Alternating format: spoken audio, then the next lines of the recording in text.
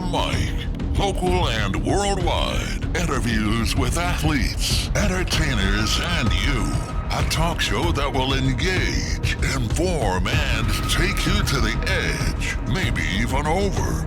Now, from the Big Z studios in suburban Chicago, here's the host of Behind the Mic. Here is Zahara. Thanks, Mitch. My next guest's career started playing an aspiring magician opposite Anne Hathaway in the incomparable Julie Andrews in The Princess Diaries. After a few guest spots on TV, his breakout role of Sean Farrell on the 4400 in 2004 put him on the map. Fast forward to 2024, where he solidified himself as a primetime star playing Adam Ruzek on Chicago PD. PJ Flueger joins me behind the mic next. Brought to you by Team Keys and your financial services division manager, Whitley Brooks Edmunson, and Slugmaster, turning batters into hitters. Log on to slugmaster.com for a dealer near you. I had a chance to work some big episodes in my illustrious BG acting career, some of them with my guest tonight. Off camera, a real personable guy who takes the time to say hello and converse, and that's a rarity in this business. He'll be appearing at Epic Cons 2, September 14th and 15th at the Donald E. Stevens Convention Center in Rosemont. Come on, show up, people. Come on. Welcome behind the mic, PJ Flueger. Patty, how are you, my friend? I'm good, brother. I'm good. How's everything going? How was your Labor Day holiday? Oh, it was wonderful, man. Yeah, just a lot of family action, and nothing too crazy special, but it feels like it's becoming fall here in Chicago, so I kind of like that change of the year. We've been talking a bit trying to get this scheduled, and you told me that I was wondering how you flew to Red Wing, Minnesota, but you told me you took the Amtrak, and you said that's just a great train, man. You love it, right? Yeah. You go up through Wisconsin, which is beautiful country, and it drops me right off in my hometown in Red Wing, Minnesota. So perfect. So good time, relaxation with the family up in Red Wing, right? Yeah. You know, it's I can't say enough about Amtrak. I really just I want to promote it because I want people to take it because I want it to keep doing its thing. No, it's the way to go. If you're going to travel, we're going to hashtag by train. We're going to hashtag Amtrak and see if they can become a sponsor on the show here. So, all right, Patty, 12th season filming is underway. The opening episodes, the season premieres September 25th. How good does it feel to be back for a full season after you had with a strike and only did a fraction of your episodes last year? Sure. I mean, the last couple of years, time has been nothing, right? So it's a little odd. It's like hard to get used to. We're only on episode 5, whereas last year, I think I was in the boundary waters at this point in time. And so, no, it's good. It's good though, man. It's excuse me. It feels like just the writers have had the time that they deserve, and the crew has had the time that they deserve to put out a good product. And I think last year, we did a nice job in, it was expedited, but I think we crushed it. But it is nice to get back to the normal schedule. And season 11's finale was powerful. You had Voight being rescued, kidnapping. You had Tracy Spiridakos' character, Haley Upton, leaving to go to the FBI to find herself. Not to mention your mentor and partner coming back only in spirit. Alvin Olinsky, played by Elias Koteas. A pretty nice family reunion there for that season finale, yeah? Oh, it was a beautiful thing, man. Elias, he's, excuse me, I'm so sorry. I've got a little tickle. Yeah, me and you both, so. No, Elias coming back, that was, I just love this man. I learned a lot from Elias. I look up to him in a big way. He's certainly one of the best actors I've ever worked with. And so having him come back around and just doing his thing, just quiet, slow, it's not your time yet, Voight, or whatever his lines were. It was a beautiful scene. It was one of my favorite scenes that I've seen on the show for the last couple of years. And you know, having him back, it's almost like he didn't miss a beat when he came back to do that episode, correct? No, he just right back into it, right? Right back into it. I mean, we had the team that was around him was kind of like people he knew very well. It was kind of like the old team getting back together.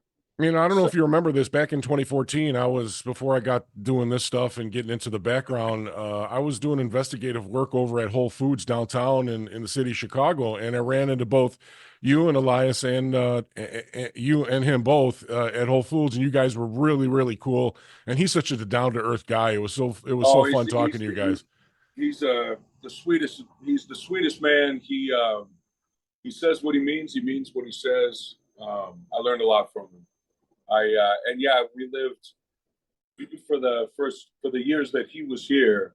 We lived about, gosh, he was on 48, I was on 52. We just, we lived a few stories away from each other, and so yeah, we had a real nice shorthand. We rode into work together. We rode home from work together a lot of times, so we had a lot of opportunities for conversation. And we supported each other a lot because we're very similar in the way that we, as good as he is, he gets nervous, just like we all do. So he had a lot of questions for me that I was like, oh my God, am I telling Elias Koteas that he's a phenomenal actor? You know? Right. Yeah, it's also convenient that you're take the elevator down. You got a supermarket there before you don't have to go get in your car and go take I Uber. mean, what a thing, man. Yeah. No, it was the easiest place to live for a hermit. All right, let's go back to the beginning. Talk about how a kid from Red Wing, Minnesota, gets to Hollywood to star and would be a successful box office movie with the yet famous Anne Hathaway, but with Julie Andrews. And before you graduated, didn't want to play any sports. You just wanted to go to Hollywood and start acting. No, I mean, I played sports. I had a lot of opportunities. My community that I grew up in, Red Wing, Minnesota, gave a lot of opportunities, for kids that wanted to play sports, but also kids that wanted to sing, maybe act like I did. We had this beautiful theater built in 1903 called the Sheldon Theater, and it's such a gorgeous space. You have to use it, right? And so my hometown gave us every opportunity to do so. So I kind of grew up doing it. I grew up getting to do high school musicals, and there was this thing called Arts Alive, which was a really wonderful opportunity. Yeah, man, I owe everything to my mom, my dad, my family, my friends, and then like the community that I grew up around. I was very lucky as far as supporting the arts is concerned. And then my cousin Valerie Flueger was the one that introduced me to casting director out of Minneapolis, St. Paul, and who I, became pals with. And then, I don't know, she started submitting me, and that's how I got Princess Diaries, which again was a man named Gary Marshall who wrote or directed it, excuse me. And, and he just kind of gave me an opportunity. He saw a farm kid from Minnesota with weird bright red hair at the time, and I just, I've just been very, very, very lucky. And of course, I read that mom said you were quite the rambunctious child, had a lot of energy. So she's like, you know what, let's send this kid to Hollywood, get some work going. Yeah, right. Yeah, no, she tried to find just anything and everything to keep me busy. So I got a lot of opportunities to play baseball, play football, but also do plays and sing in choir and this, that, the other. Now think back to the Princess Diaries, working with Anne Hathaway and Julie Andrews. How was that? Oh, God, come on, man! It was like the most magical thing of all time.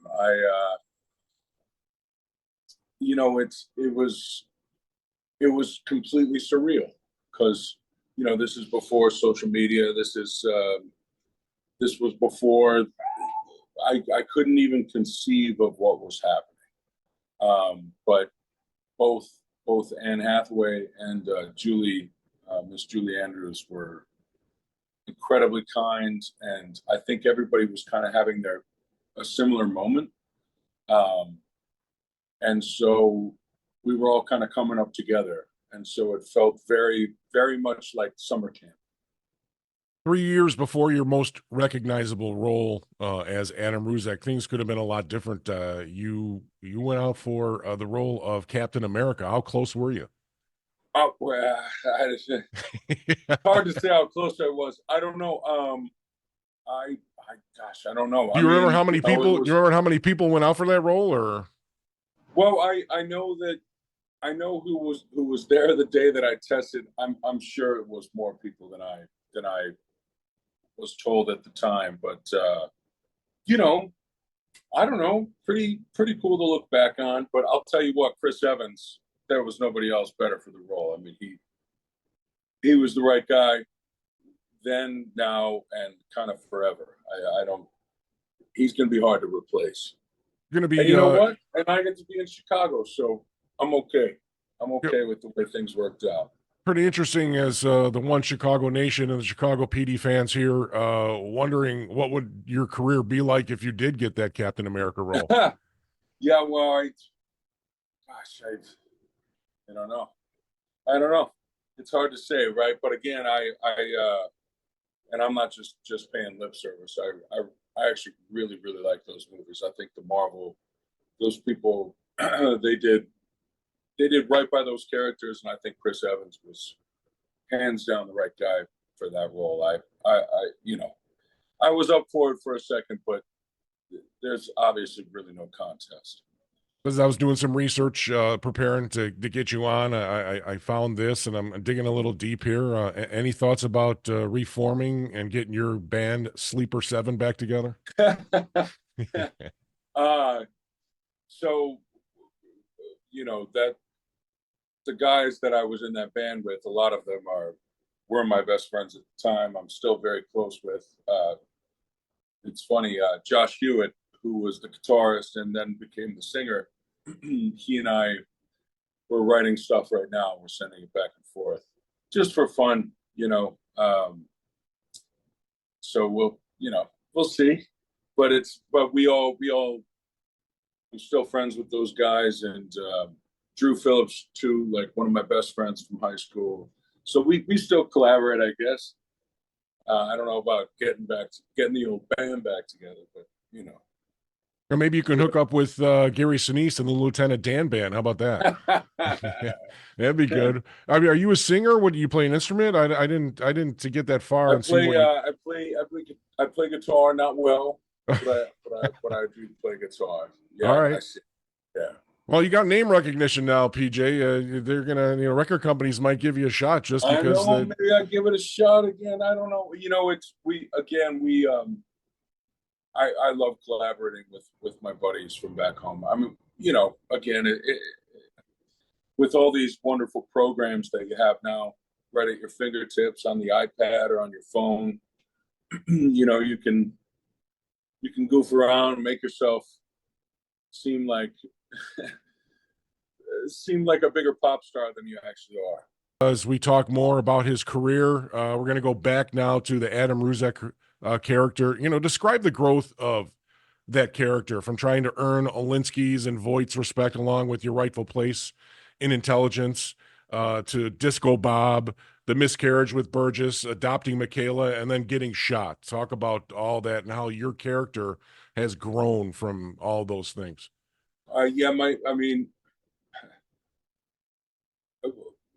The fun thing about being on something for 12 years is you grow up and then the character grows up. And I think that the writers have done a great job of letting him evolve and allowing me to evolve with him.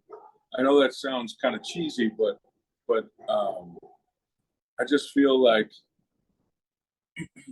I have an ownership over Adam Ruzek in a way that I don't know.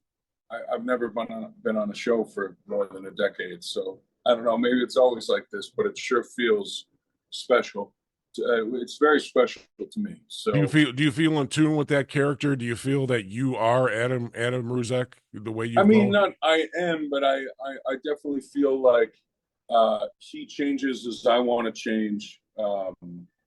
And I'm not saying he gets better or he gets worse. Actually, like maybe he gets worse because I don't know, I have a little more perspective on who I am, the best parts and the worst parts of myself. And so it's really interesting to watch somebody be the worst parts of themselves. But God, I'm going off on a tangent here. No. I just feel very lucky to have ushered him through, and I feel like, again, God dang, it's like I want to say something profound. I go off on these tangents. He's grown along with me, and that goes up and down. And it's as I get older and more thoughtful, it's almost more fun to explore his lowest depths because I can see it from a third person perspective. That's what I was trying to say. I totally agree because also as a Chicago police officer, you've got a roller coaster of a career, ups and downs as well. Sure. And you have been in some incredible episodes, some dark ones as well as when you go undercover. So Sure. I for me, and again, and you said it earlier in the interview, paying lip service. I'm not paying you lip service. I just think you fit that character really, really well. I mean, you've changed physically, hairstyle wise, color of the hair. Yeah. The way, you've now you got yourself back into shape. And I remember you telling me a story when we broke for a scene out by Cinespace. You were telling me that you had a pretty cool nickname from, was it Marina who gave you the nickname? What was that Oh, nickname? Fatty Patty? Fatty Patty. I'm not calling you Fatty Patty. No, it's all right, man. Look, I don't even dislike Fatty Patty. I like Fatty Patty. I felt good about Fatty Patty, and because the thing is my bosses kind of embraced Fatty Patty, like, we're playing blue collar cops from Chicago, and Chicago does things with bacon that most cities don't do. It's a beautiful place for eating. Anyway, I liked Fatty Patty. I embraced Fatty Patty. I am glad to, have found a little more health, a little more like Skinny Patty. That's not really nearly as much fun to say as Fatty Patty. Yeah, we're gonna have to think of a name somehow. Yeah, Watch, we have to come up with a name. yeah, and we'll figure it out when the interview's over, and then I'll have to go back and see if we can edit it in. Where do you want the Burgess Ruzek relationship to go down the line? As long as we get to keep working together. I mean, Marina Squarciati is one of my favorite people on the planet. She's one of my best friends, and I don't think I'm ever better than when I'm acting opposite of her. She's a tremendous actress, and I think we complement each other well. I think that's why people like it. So, and she also went through the shit as well. I mean, she got shot. She came in on the series as a patrol officer with Royce Hawkins, Kevin Atwater, and those two. You know what I mean? So when I was gearing up for this new season, I watched the episode where she gets kidnapped, and oh God, and she's just like laying against the car. She keeps saying, "Don't die, don't die," and I'm like, no. I'm so affected. That was my, I was leading into the next question. Do you go home? Do you sit back and go back and watch the early episodes of Adam Ruzek? Not all the time, but certainly, like, it's weird. After about 3 months being away, when we go dark for the summer, it's always like, okay, who's this guy again? And you want to try out new things. You want the guy to grow, but at the same time, you've established him over 12 years, so you kind of got to remember, like, no, these are his parameters. This is who he is. This is how he talks. So I'll go back and watch then. I'm lucky enough to like have access to dailies sometimes. So while if it's an episode that I'm heavily involved in, and I feel like, my voice is necessary, I'm lucky enough to have access to dailies, and so I'll check those out. Talk with the producers as we go, but that's not all the time. Your on-screen partner, Kevin Atwater, played by Leroyce Hawkins, who incidentally is one of your best friends off-screen as well. How do you like that, working in that dynamic? Well, I look up to Leroyce tenfold. I mean, Leroyce is kind of the guy I want to be when I grow up.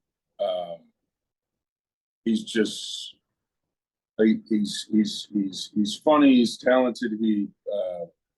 The way he stepped up for his young son, I don't know. I have a lot of respect for that man. So. And again, you and him have also been in some big episodes where you talk about, you have episodes about race, what's going on with corruption in the department, Sure. And you seem to be trying to keep Atwater off the ledge as he just wants to go off and explode, and rightfully so, obviously, when he, Sure. all those undercover guys were coming after him because they thought that it was his fault that one of the I officers think got he's killed. keeping me off the ledge too, right? I mean, Yeah. it's I think they do a nice job, and again, they're very good about listening to input. So if Leroyce has some input on what they're trying to say, the dialogue that might come out, I feel like they've been very good about hearing that, because they are trying to deal with tough subject matter. And, that gets dicey. It gets a little dicey, but I'd like to think we do okay with it. We mean to. It's very much, we very much intend to treat these subjects, these complicated subjects, with respect. PJ Flueger, my guest. He plays Adam Ruzek on Chicago PD. Behind the mic, I'm your host, Gary Zahara. All right, PJ, you were talking about the growths of the characters and working with great partners, but you also have to talk about the people that are writing this show and how good some of these episodes have been in 12 years. Yeah, no, we've just been lucky as to hell. I mean, the show has grown along with the people growing. Our showrunner right now is a woman that worked for the creator of the show named Matt Olmstead, and her name's Gwen Sigan, and she was his assistant.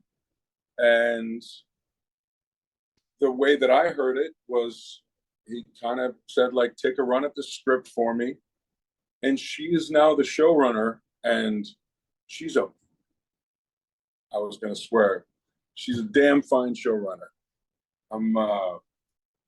I feel very lucky to be on her show. And what a wild thing to just, to come up with somebody like that. And what a good thing to have a former Chicago cop who's sort of like the general there on set, Brian Lucci, who had a little bit of a medical episode. He's, heart stuff. Sure. He's back.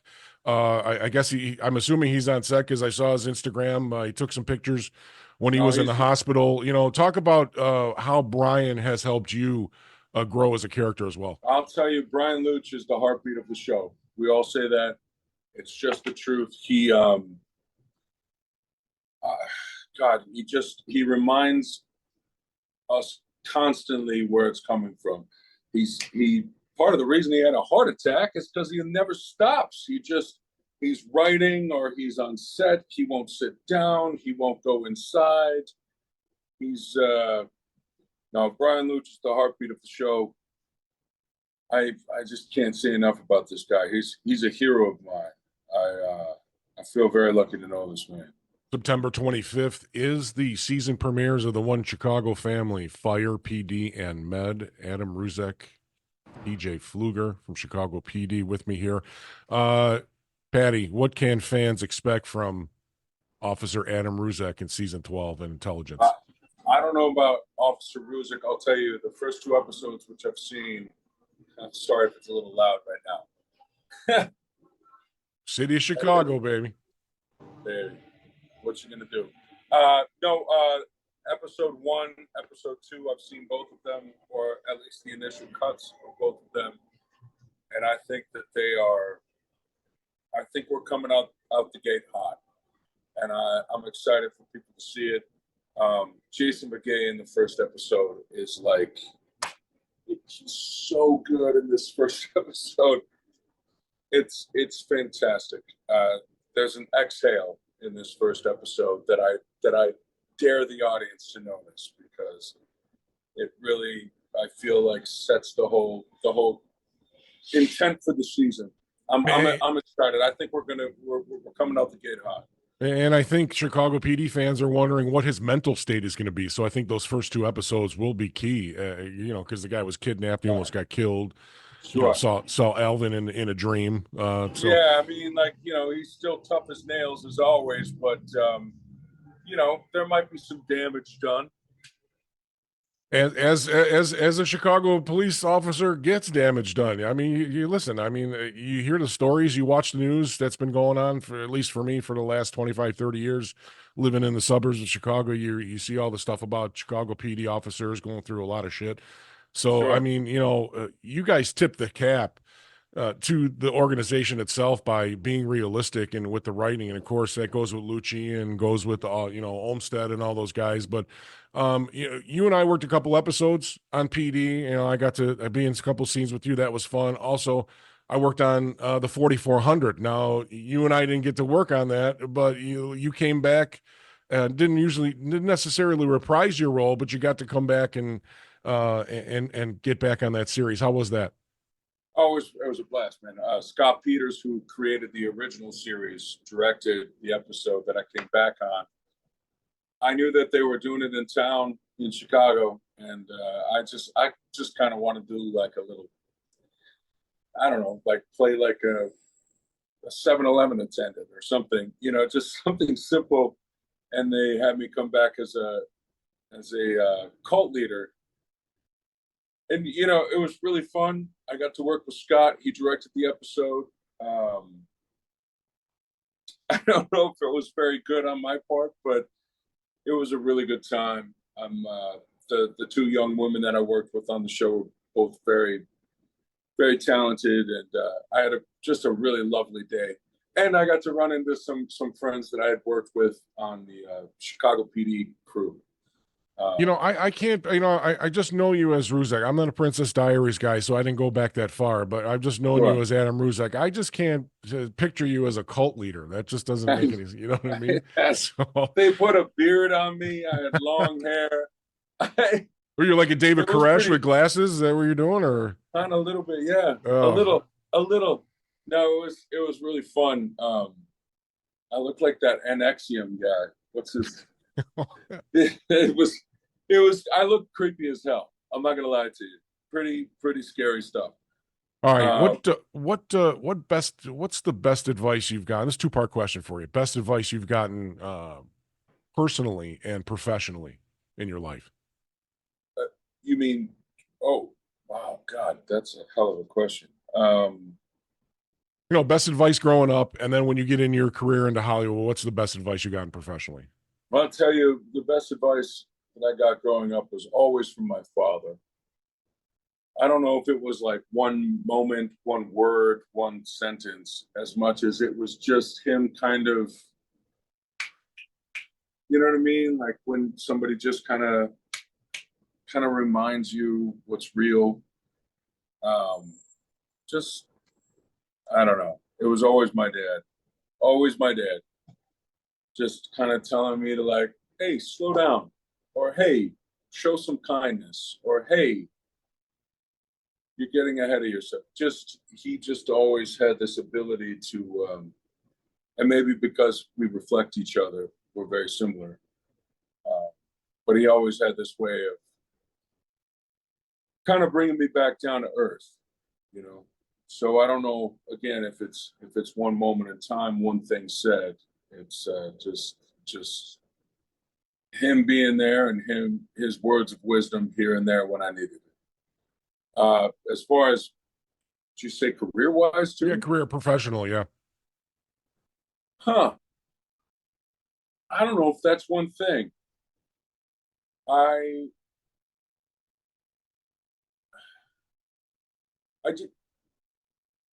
guess I've never appreciated. I like this job because it's collaborative, and so the people that I look up to the most. Again, I don't know if I could speak to one sentence or one statement. The people I look up to most are the people that are the most collaborative and where it's fun, where you're playing pretend, and people like Elias, people like Jason Begay, Chad Saxon, who's our directing producer now. That's really hard to narrow down. I think that my favorite thing is collaboration. And so anytime somebody invites me into that, because I look up to people. I look up to people like Elias. I look up to people like Jason. That when I get invited into that, that's when I thrive. That's the best, the most powerful suggestion to me, because when I get older, then maybe I can pass that along myself. I'm sorry, that was a long way around. They want to hear from Adam Ruzek. They want to know what makes Adam Ruzek tick. So a PJ Flueger tick, actually. So I keep all right, we're going to lighten it up before we go to our final feature called In a Word. A couple of questions here. What TV show or movie do you stop and watch no matter where it's at and just sit down and watch the rest of it? Everybody Loves Raymond. Really? My girlfriend and I basically fall asleep to it every single night. I think that Ray Romano, I've learned more from his acting and from that show than I could possibly describe to you. No, I watch it constantly.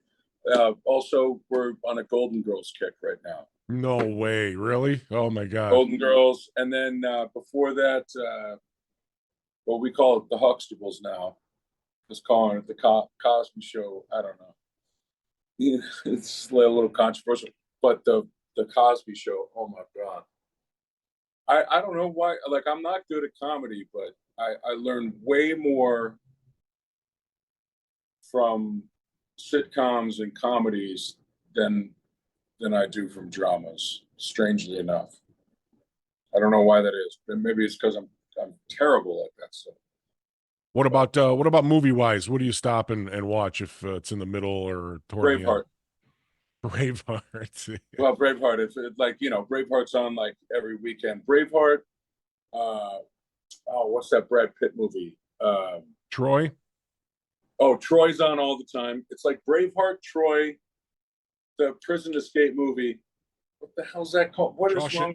Shawshank Redemption. Shawshank. Troy, Okay. Shawshank Redemption. Braveheart. Like, these movies are on constantly. The Birdcage, great film. Gladiator. Like, if you want to find one of those movies, you can probably find it on FX on a Saturday or Sunday.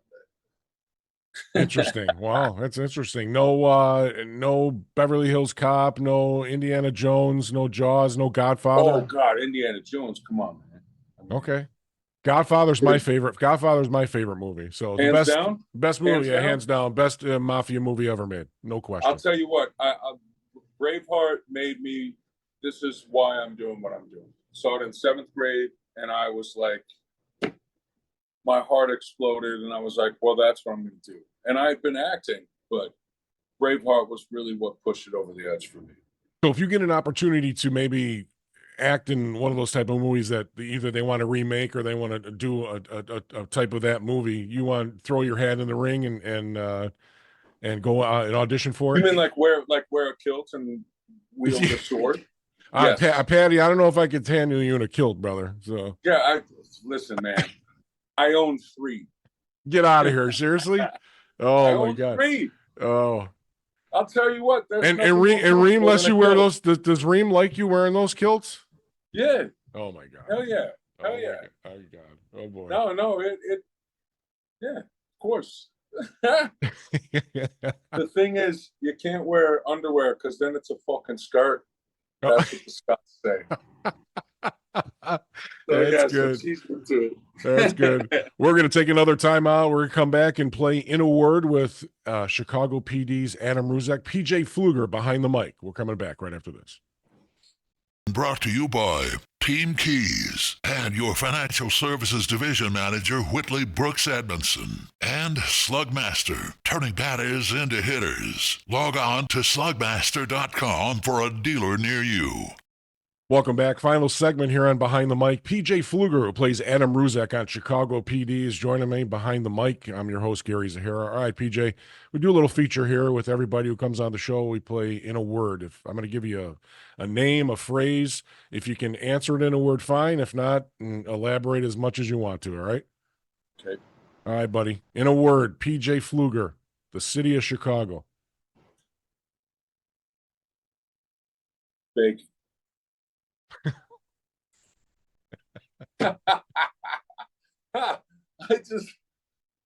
just eat so much bacon while I'm here. Oh my God. Okay, this is an easy one for you since you grew up and you were born in Red Wing, Minnesota.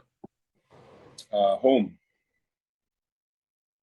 Chicago PD's intelligence unit. Home. Wow. Okay. All right, here's another one. Your boss, Jason Begay, plays Hank Voight.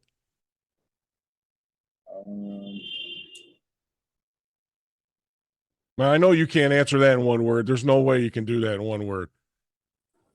Let's go with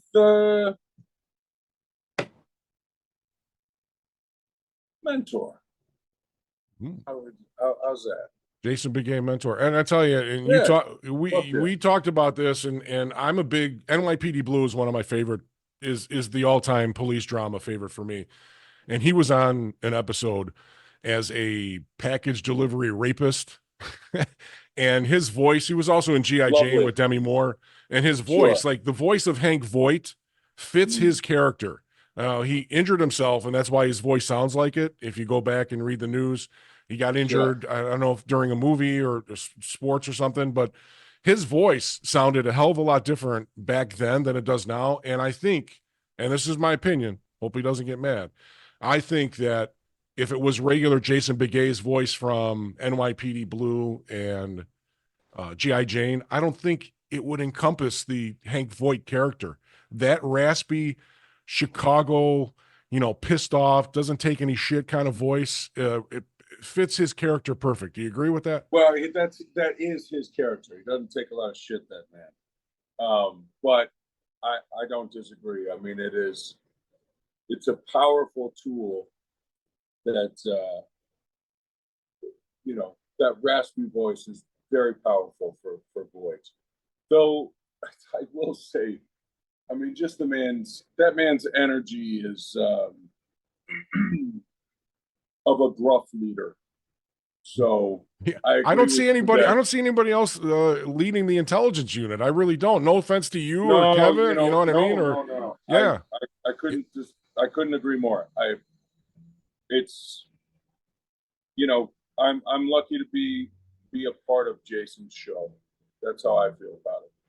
And you feel, and I asked you this question before. We didn't get to it. Well, I asked you this question before because we didn't get to it. How far do you think this show's going to go? I think if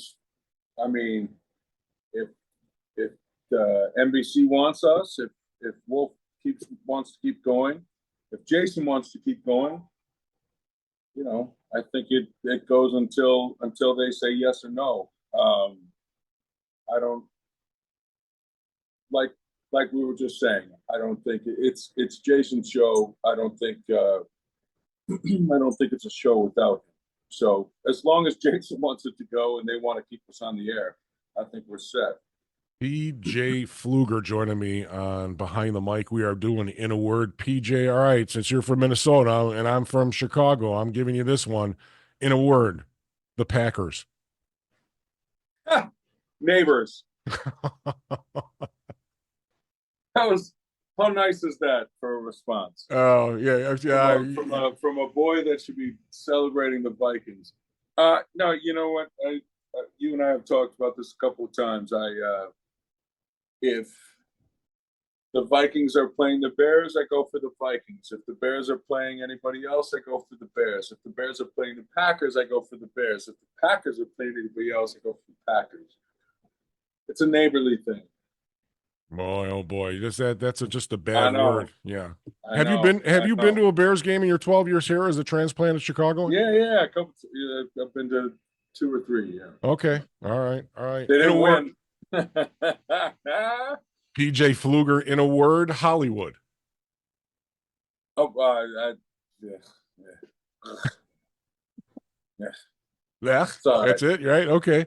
All right. So when you're saying that, do you just want to stay in TV or maybe get into theater or something like that then? No. It's just I feel like movies and acting and theater and that's Hollywood and those things are not the same thing, right? I mean, I feel like Hollywood is the Desperate Housewives of whatever the fuck at this point in time. Right. That's Hollywood now. Like Right. it's not the stuff that I care about. Not anymore, sadly.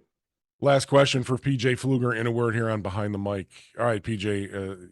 PJ Flueger's legacy, and what would people say about you? What would you want people to say about you? Oh my God. Yeah, these are good questions. They're deeper than I expected. Oh my God. I don't know if I'm only 40 years old. I don't know if I'm ready to answer that question. Man, I just Okay, instead of not thinking that you have a legacy at 40, even though you've got a nice resume, I mean, 12 years on a TV show is nothing to sniff at. And you've been in some pretty good movies. You know what I'm saying? But like a legacy to me means something more than that, right? Like something that you hope people like if you're gonna have it drawn on your stone, on your gravestone. I don't know if I want it to be anything about Chicago PD. I want it to be about my family, my friends, and the way that I love the people I love, I guess. There you Okay, go. I'm gonna piggyback off of that. Then tell me then what other people would think of PJ Flueger. Well, shoot, I hope we had a good time. I mean, I'd like to think I'm fun to be around. This is such a deep question, man. I'm not even prepared to answer that. I appreciate the question, and I got to tell you, Gary, I hope to define that more and more as I get older. That sounds fair enough. That sounds fair enough, my man. I'm going to do some plugging for you. You're going to be at the Epic Cons 2, September 14th and 15th at the Donald E. Stevens Convention Center, along with the other one Chicago. I think Marina's going to be there as well. Marina's going to be there. We got a lot of friends coming. You're going to be excited to meet the Chicago PD fans. Talk about the Chicago PD fans in general. Do you run into them man, when you're out in public? Do they recognize you? There's nothing better because if a tree falls in the woods, doesn't make a sound. I feel like I'm so appreciative because for the most part, people come up, they're incredibly polite. People, I want people to watch the show. I want people to be excited about it. So when they come up and they're so excited and to meet me and we could take a picture and that like makes a moment in their day, my God, what a blessing. I know that sounds corny as hell, but I mean it from the bottom of my heart. I feel very blessed, very lucky for people to like what we're doing. And again, everyone's just always so friendly and polite. So.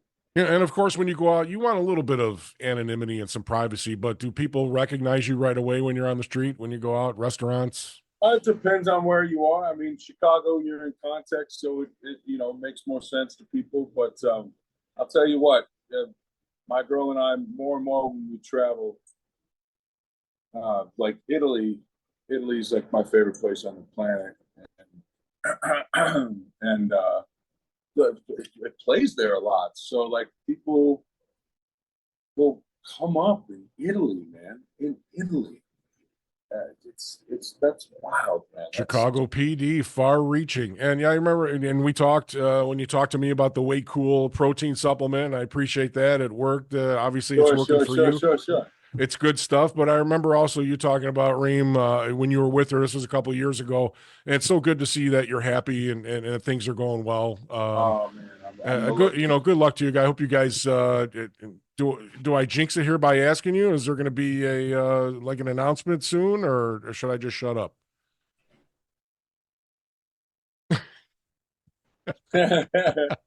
We'll see.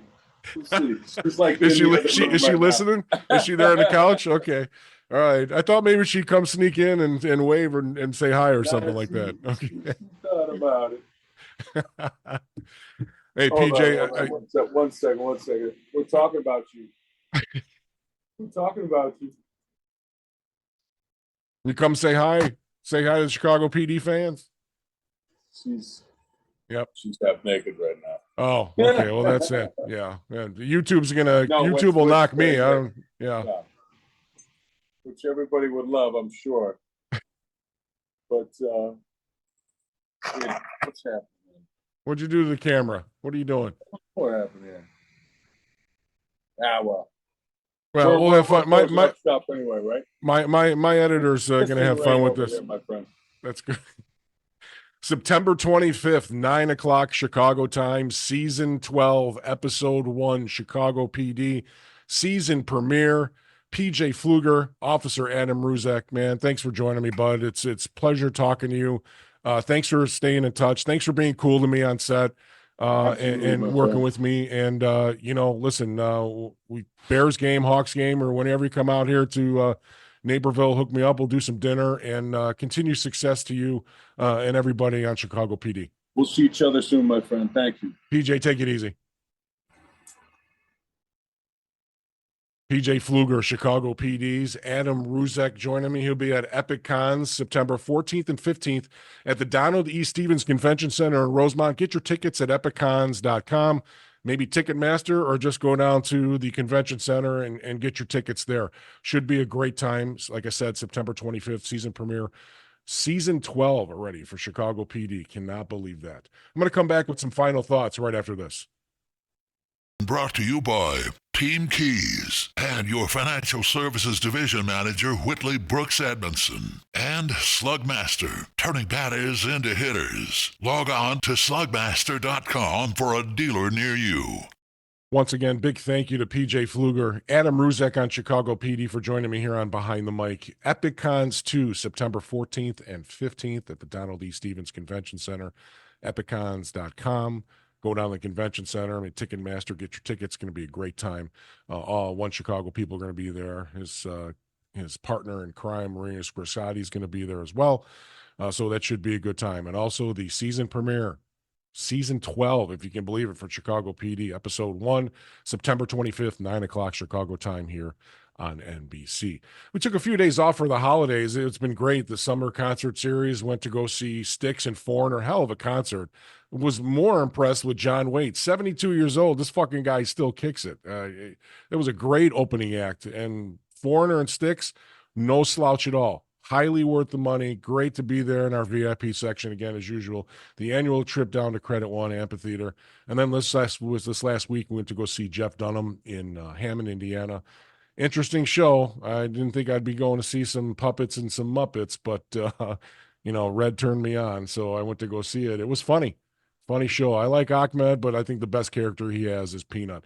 And they were also taping a Christmas special there, so look for that, Jeff Dunham's Christmas special, sometime in the next few months. We got some great shows planned for you coming up, so hit that like button, please. Hit that subscribe button. Leave a comment below. If you want to send the show an email, btm@chgo.com. Right? Yeah, at gmail.com. That's not btmchgo.com. Yeah, right. Way to go. Nice producer you are. And by the way, our producer found out Jason Begay got in a car accident, and because he was intubated, his voice was affected. So just certainly the gruff, gravelly voice of Hank Voight and Jason Begay fits that character perfectly. So if you go back to watch NYPD Blue episode. I think it was season 3. He was a rapist delivery guy. And then, of course, he was Demi Moore's boyfriend in G.I. Jane. Totally different sound and voice. I don't think the past Jason Begay voice would fit the Hank Voight character on Chicago PD now. So, for my producer, Heather, my name is Gary Zahara. Thanks for watching Behind the Mic. Have a good night. Behind the Mic has been brought to you by Team Keys and your financial services division manager, Whitley Brooks Edmondson, specializing in affordable insurance and investments. Team Keys, keep elevating yourself.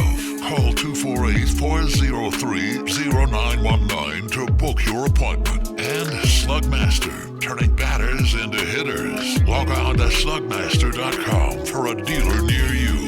Behind the Mic is a Duty Go production, produced by Z-Force Media. Stage manager is Heather Marie. The executive producer of Behind the Mic is Eric Ferguson.